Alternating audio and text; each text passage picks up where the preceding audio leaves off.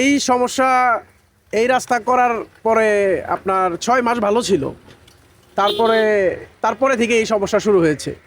এখন এই এই রাস্তাটা হলো তেঁতুলজোড়া কলেজ রোড। এই রাস্তা দিয়ে দৈনিক শত শত গাড়ি এদিক দিয়ে চলাচল করে। এখানে গার্মেন্টসের শ্রমিকরা চলাচল করে এবং শিক্ষার্থীরা এখানে চলাচল করে।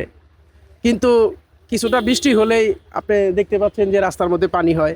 এখানে ঠিকমতো গাড়ি চলাচল করতে পারে না, বা এখানে মাঝে মধ্যে দেখছি যে রিক্সা নিয়ে যাত্রীরা সরাসরি পড়ে যায়। তো এই বিষয়ে আমরা অনেকবার ইউনিয়ন কর্তৃপক্ষরে বলেছি, তারা বলছে যে এটা একটা বাজেট করে এটা ঠিক করে দিবে। রাস্তাটা আগে খুব সুন্দর ছিল, কিন্তু এই বন্যা হয় এই গাড়ি ঘোড়া চলাচলের কারণে এই রাস্তাটা মনে বর্তমানে দুর্ভোগের মধ্যে পড়ে আছে। আমরা 3টা বছর হয় কি চাচ্ছি, এখন আমাদের রাস্তাটা ভালো হলে আমরা আর কি চাবো, আমাদের রাস্তাটা উন্নত হলে ভালো হলে চলাফেরা করতে পারবো, এটাই আমাদের চাবো। তাছাড়া আমরা কি চাবো আর? ওটা রাস্তা খারাপ হলে তো পোল্ট্রি খাবেই, এ পাশে গাতা ও পাশে গাতা, ঢেউ মারে গাড়ি, তো পোল্ট্রি খাওয়া তো স্বাভাবিক। মানুষ হাইটা জাতীয় তো পিছলা পরে তেমন কথা হাঁটু বাটু ফাটা নেয়। এই যে 500 দিন এক মুরব্বী। আমরা অনেক দিন যাবত এই রাস্তাটা অনেক মোটরসাইকেল, তারপরে সিএনজি, এটা আমাদের একটা চলাফেরার একটা খুবই একটা জায়গা। খুবই কষ্টে আছি, যাওয়া যায় না। দেখেন না, পানি মনে হয় সমুদ্রতে আমরা চলাফেরা করি। তো আমাদের পিচবোর্ড দরকার, মোটরসাইকেল পাতে আমাদের একটা পিচবোর্ড কিনা লাগবে। যে পরিস্থিতি, দুর্ঘটনা ওইরকম না, কিন্তু স্টুডেন্টরা যাইতে পারে না, তো মোটরসাইকেলে সমস্যা হইতেছে সব দিক দিয়ে আর কি।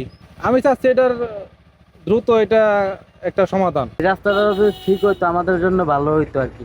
এই রাস্তাটা অনেক দিন যাবার সমস্যা। এই রাস্তা দিয়ে লোড গাড়ি হইতে কষ্ট হয়, পাথর সেটমেন্টেরই ভাঙ্গে চুরে যায় আর কি। আমাদের যে পরিস্থিতি, এটা আসলে দেখার কেউ নাই। এই যে এত কষ্ট করি, এত ভাঙা গাড়ি ফাইসে যায়, নষ্ট হয়ে যায়, আসলে এগুলা তদারকি করার বা দেখার কোনো লোকজন নাই। আসলে এগুলো উচিত যে আমাদের এই রাস্তাঘাট ঠিক করে দেওয়া এবং কি জনগণের সেবামূলক কাজ করা। তেঁতুলজোড়া ইউনিয়নের তেঁতুলজোড়া কলেজ একটি আমাদের ঐতিহ্যবাহী কলেজ।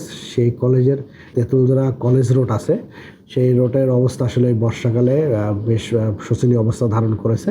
তো আমরা আসলে এটা আমাদের প্ল্যানিংয়ে রয়েছে, আমরা অতি দ্রুতই এই রাস্তাটা নতুন করে নির্মাণ করব এবং যে ক্ষয়ক্ষতি হয়েছে সেগুলো আমরা সংস্কার করব।